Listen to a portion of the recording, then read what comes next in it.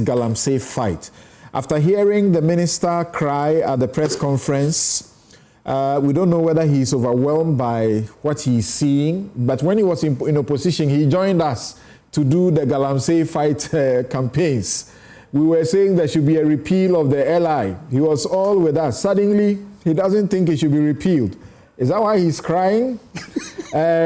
So now tell us, Akunta Mining, 3 people had petitioned, Ken Ashigbe, Kwame Sapong-Asiedu, Martin Pebu. They had petitioned with evidence coming from the government itself that he should be prosecuted. He was never prosecuted.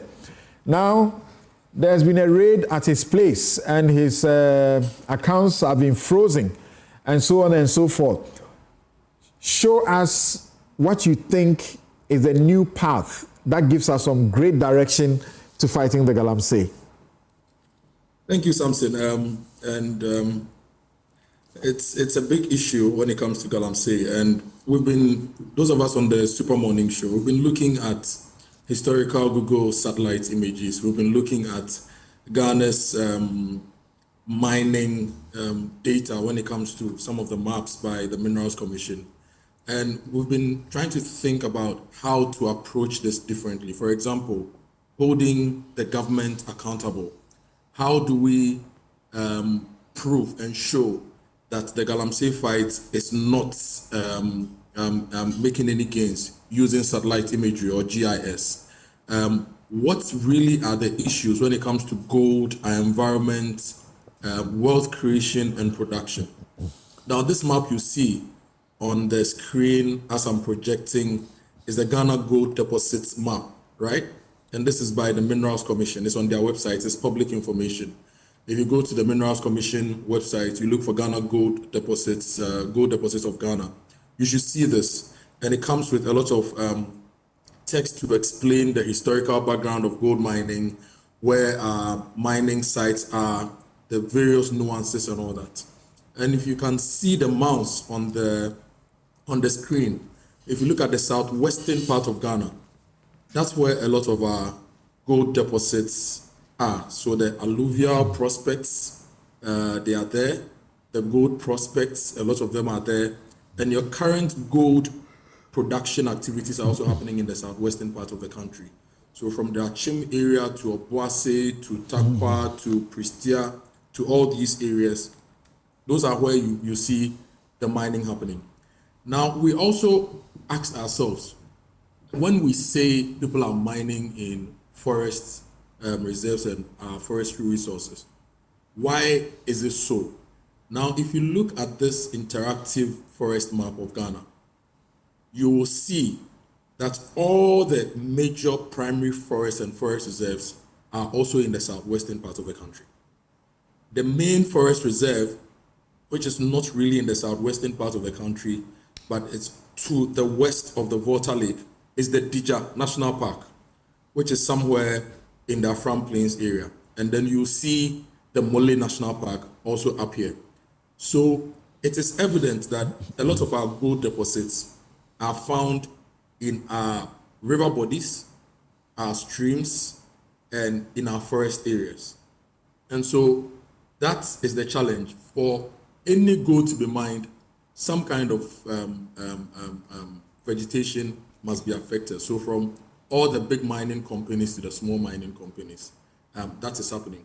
Now, I'm giving you this background so that if I'm showing you images of our water bodies and our forests being mined in, you know that people are mining there because practically, if you look at the Birimian Basin, the Botean Basin, and the Takwean basins, the major basins in Ghana with productive gold deposits, they are all within the southwestern parts, and they are also all largely covered by forests. Unfortunately, we've lost millions of hectares of our forest resources over the past years, and we are still going to lose. Now, you mentioned Akunta mining, and Akunta is somewhere in Samraboy. So I'm zooming in to Samraboy to give listeners a sense of what has happened in that area over the past 2-3 years. And a reason why Erastus Sasaredonko doesn't sleep and is always in the forest monitoring activities of mining. Now, if you can see this map, I've zoomed in, and there's a dark green area. This dark green area is part of the Tano Forest Reserve, so the Tano Nimri Forest Reserve, all the various sections of the Tano Forest. And you see a line from Samra Boy coming all the way down, meandering through the forest and the hills, coming all the way down. That line you see is the Tano River. Ideally, if you zoom into the river, it should show a color which is blue or green, depending on the dissolved substances in it. If a river is passing through a forest, you have all sorts of leaves and other things, rotten organic material, so it changes the color. But now I zoom into this Tano River, and you see brown. And current satellite images of the Tano River around the Tano Forest Reserve. So you see the trees, and you see the river, and you see brown. And by the river, you see excavations. All these excavations are excavations people have dug, and they are using them to mine. And you can see in certain portions some aggregates in the Tano River. Now, this goes on all over reserves too. This is happening almost everywhere. Now, I'm going to zoom into this particular area and take you back a year or two to show you how bad the fight against galamsey has been. And you want our viewers to understand that what you are doing is as of now, this very moment. Yes. So as of this very moment, this is how the area looks like, right? This is a portion of the Tano Reserve that I've zoomed in. Right. Now you see the Tano River meandering through the forest, and you see galamsey sites or mining sites all over the place. Right. If I take you 10 years back to show you an image of the place, you would see the river flowing through the forest nicely with certain spots of mining happening within the area. In fact, this tool allows us to measure some of the sizes of the areas that have been affected. So this area I've measured, for example, is 58 acres, right? Now, I can measure other areas within this particular space. And Samson, forgive me, I'm on the farm and it's just started raining. So my audio may not be excellent. Okay. It just started raining, so I'm under a shed and I'm doing this presentation. For now, it's good. So let's manage it. Yes, this rectangle I've measured is also about 91 acres, right? Now, this is as at 2015.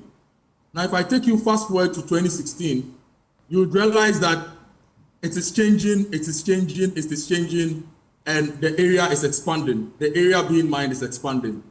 Now, we come fast forward to 2024, and to the left of the screen, you realize that the mining has moved from just the Tano area into the forest. So all these areas are being mined. And that's where the problem is. Sometimes when you raise the concern that we are not doing enough when it comes to illegal mining, duty bearers will give you all sorts of excuses to tell you they are doing A, B, C, D. In fact, there was a point we spent millions of the taxpayers' money to buy drones. And these drones couldn't aid us in fighting the illegal mining menace. But they are free and easy tools like Google Earth, which can enable the states, the law enforcement agencies, to see historical images of the country, to see how certain landscapes were and how those landscapes are. And if you're engaging the right people to sit behind computers to do this analysis, they should be able to inform the authorities per second or daily how our landscape is changing and where the illegal miners are moving to enable us to fight this menace. Something I can show you different places. Mention any place you want, and let me go there and show you how the landscape has changed over the years. Take me anywhere to the Elembele area, the minister's place. Oh, Elembele area. Yes. Be down here somewhere. I want to understand, perhaps something may have been informing why he's crying. He's home. I will just type Elembele in the search box. Okay. It will take us to Elembele, right? So this is the Elembele area. Okay. If you zoom into Elembele, you'll see that this area has a lot of agric happening. Okay. Elembele basically would have a lot of agric happening and a lot of those things going on. But if we come to the right, I'm seeing something there. If we start moving from Elembele to the right, to the Wasser Kopon area, into the Takwa areas, you see a change in the landscape properly. So if I take you right to the Wasser Kopon areas, take you to Winston's hometown, for example, Mpoho. I showed Winston how Mpoho has changed over the past 5 years, and he was shocked how his own hometown, with a lot of plantations, has now become a galamsey hub. So this is Mpoho, as you see on the screen. Right. You can see some mining pits and other things happening around here. If I zoom in, for example, you see that all these forests are being mined. And all this is galamsey. It's raining, so my internet is behaving a little funny. It's not giving us sharper images. But all these brown you see are people making incursions into the forest. And if I take you to 2017, for example, you will see that this forest, which is being mined now, was a farm. There were plantations where people were farming and creating value. So it's a big problem when it comes to galamsey and how we are fighting it. And I would advise that the current Minister of Lands and Forestry, look, Google Earth is free. It's a free resource that you can use with this team. And luckily, we have institutions like Geological Survey Department, Land Use and Spatial Planning Authority, with people who are very good with GIS technology. They can help. The other thing is that we can subscribe to platforms like Planet, which will give you daily insights with satellite imagery. And it doesn't cost an arm and a leg to do that. And if you select a specific geographical area, they can give you prompts to show you what is happening and the changes to the landscape to enable us fight this. Now, beyond all these things, the question is, if the gold deposits are in our forest areas and are in our river bodies, and we need the wealth, how do we approach it? Should we say that we won't touch our forest, we won't touch our river bodies and extract the wealth? Or we should find a strategic, sustainable way of actually even reforesting a lot more parts of Ghana and choose specific areas within some of these areas with good ore and have gold mining enclaves with regulation, with land reclamation strategies, so that we can extract some of the wealth to drive national development and also prevent the unstructured nature of small-scale mining and the destruction to our biodiversity and the natural environment. Something. Thank you, Kojo. Let's end this here. Thank you very much. What you are doing is quite interesting.